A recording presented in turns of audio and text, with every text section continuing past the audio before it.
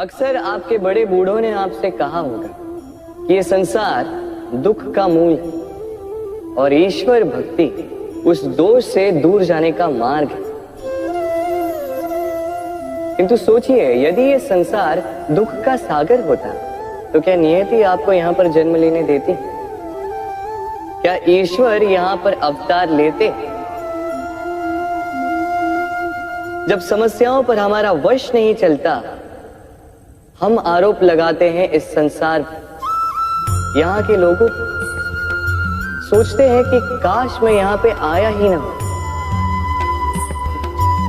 एक किसान बंजर धरती पर जाता है और अपने परिश्रम से उसे लहलहाते खेत में परिवर्तित करता है। एक दर्जी जिसके पास एक सामान्य सा वस्त्र आता है, अपने परिश्रम से उसे एक सुंदर वेश में परिवर्तित कर देता है। आप भी परिश्रम कीजिए। ये महत्वपूर्ण नहीं है कि आप किस संसार में आए, ये महत्वपूर्ण नहीं है कि आप यहाँ कैसे आए। यदि कुछ महत्वपूर्ण है तो वो ये है कि जब आप गए तब आप इस संसार को कैसा छोड़कर गए। तो ये सोचकर जिए कि जो किसी के लिए नरक है उसे किसी का स्वर्ग बना के निकलोगे तो आपका जीवन और आपका संसार दोनों धन्य हो जाएंगे। राधे राधे। हम सबको कभी न कभी तो क्रोध आता ही और आएगा भी। मनुष्य इन्हीं भावों से हम जुड़े हैं। किंतु ये क्रोध क्यों आता है, कभी सोचा है आप? ये क्रोध तब आता है जब हमारे मन के अनुसार कुछ ना, जैसे कभी कोई हमारी बात ना माने या कभी हमें पराजय प्राप्त हो जाए।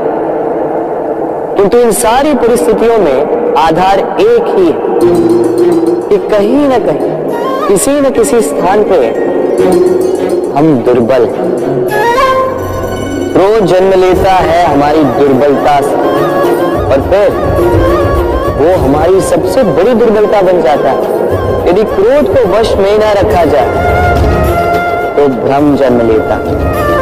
यदि भ्रम को वश में न रखा जाए तो विवेक व्याग्र होने लगता है और यदि व्याग्रता को वश में न किया जाए तो व्यक्ति का तर्क ही नष्ट हो जाता है। सोचने समझने की शक्ति शून्य हो जाती है और फिर उस व्यक्ति का पतन हो जाता है। इसलिए अपने क्रोध पर वश रखें और अपने मन को शांत होने के लिए करें। राधे राधे। व्यक्ति किसी और वस्तु या भाव से परिचित हो ना हो, भय और भविष्य दोनों ही व्यक्ति के मन में सदैव रहते हैं, जिनका अस्तित्व व्यक्ति के अस्तित्व पे भारी रहता है। विचित्र है ना? वह वो है जिसे आप नहीं जानते, जो अनजान है, और इसी कारण आपको भय लगता है कि ना जाने क्या होगा।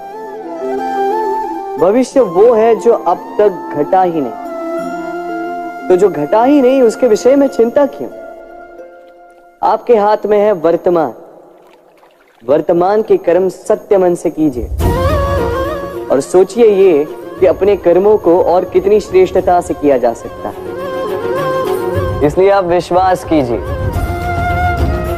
यदि वर्तमान के कर्मों को आप सत्य मन से करोगे तो भय स्वयं ही निकल जाएगा और भविष्य का फल अवश्य ही मीठा होगा। इसलिए भय और भविष्य से डरना छोड़ दीजिए, इस वर्तमान को जी। राधे राधे। हम अपने संबंधों के साथ जीते हैं, उत्सव मनाते हैं, खेलते हैं, खाते हैं, आनंद मनाते हैं। किंतु जब कोई प्रिय हमसे दूर चला जाता है, इस संसार से चला जाता है, तब हम दुर्बल हो जाते हैं, सदा दुखी रहते। क्या ये होना चाहिए? इस प्रकृति को देखिए। वृक्ष पत्तों के झड़ने से शोक नहीं मनाता, वो नए पत्तों के आने का स्वागत करता है। कल आप भी किसी के स्थान पे आए थे और कल आपके स्थान पे भी कोई और अवश्य आए, क्योंकि ये परिवर्तन है, ये इस प्रकृति का नियम है। इसमें शोक कैसे? जो छूटा उसका शोक मनाने के स्थान पर जो मिलेगा या जो आपके पास है उसका आनंद उठाइए।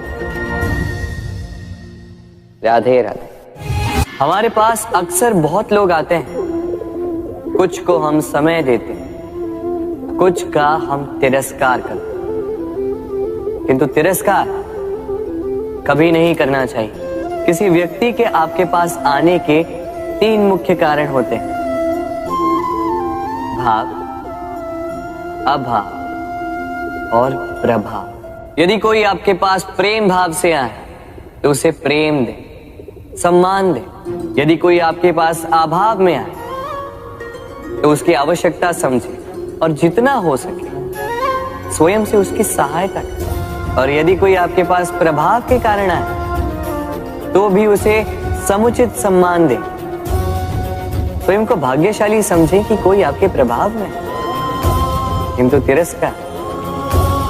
तिरस्कार कभी ना। तिरस्कार जन्म देता है कुंठा को, और कुंठा किसी को भी आपका शत्रु बना देती। इसीलिए मित्र बनाएं, आनंद लें और मेरे साथ कहें राधे राधे। लोग सदैव मुझसे ये प्रश्न करते रहते हैं कि मित्रता का मतलब क्या है, इस प्रेम का मतलब क्या है, और मैं बस मुस्कुराता हूं, क्योंकि ये तो ऐसा प्रश्न हुआ जैसे कोई पूछे कि अनर्थ का अर्थ क्या है। अब जब अनर्थ हो ही गया तो उसका अर्थ क्या? उसी प्रकार वो मित्रता क्या जिसमें आपका कोई मतलब, वो प्रेम क्या जिसमें आपका कोई स्वार्थ। ये 2 भाव ऐसे हैं जिसमें आपको कुछ चाहिए नहीं होता, बस देना होता। आपका समय, आपकी भावनाएं, आपका सुख कुछ मांगने के लिए करोगे तो वो मित्रता कैसे? कुछ पाने के लिए करोगे तो वो प्रेम कैसे? वैसे भी देखा जाए तो जो प्रेम करते हैं उन्हें कुछ पाने की आवश्यकता ही नहीं, और जिसके पास 2.5 अक्षर वाला ये प्रेम शब्द हो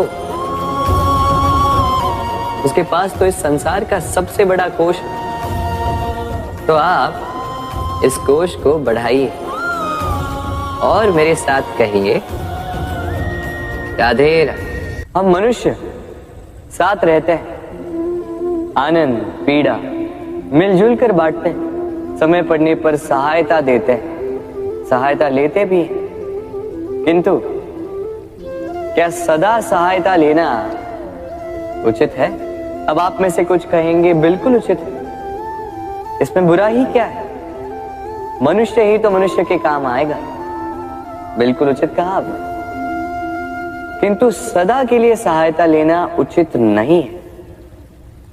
कारण, यदि बात बात पर सहायता लेने का अभ्यास हो गया तो आप स्वयं दुर्बल होते जाएंगे। स्वयं का एक मार्ग बनाना छोड़ आप बात बात पर दूसरों से सहायता मांगो। दूसरी बात, सहायता के साथ जुड़ा आता है उपकार का भार, तो जिससे सहायता ली है उसके समक्ष झुककर रहना होगा।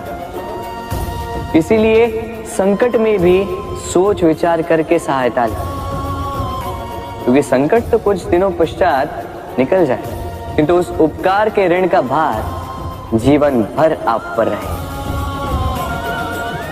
राधे राधे। जब से मनुष्य का जन्म हुआ है जान पहचान का, और आज के युग में तो व्यक्ति का मूल्यांकन ही इस बात से किया जाता है कि इसकी पहचान किससे है, इसकी पहचान कहां तक है। क्यों? आपके आसपास भी ऐसे कई लोग होंगे जो पहचान की बल पर आपका काम बना लेते हैं। ऐसे कई लोग होंगे जो पहचान से काम पा लेंगे, धन अर्जित कर लेंगे, किंतु आप तनिक सोचिए, क्या ये ठीक है? पहचान से मिला काम आपके साथ तब तक रहेगा जब तक आपके उनसे मधुर संबंध हों। संबंधों में खटास आई और काम निकल गया हाथ से। तो अब क्या किया जाए? इसका उत्तर है काम। अपना काम पूरे मन से करो, अपना काम निश्चय से करो, क्योंकि पहचान से मिला काम अधिक समय तक नहीं टिकेगा, किंतु काम से मिली पहचान युगों युगों तक टिकेगी। राधे राधे।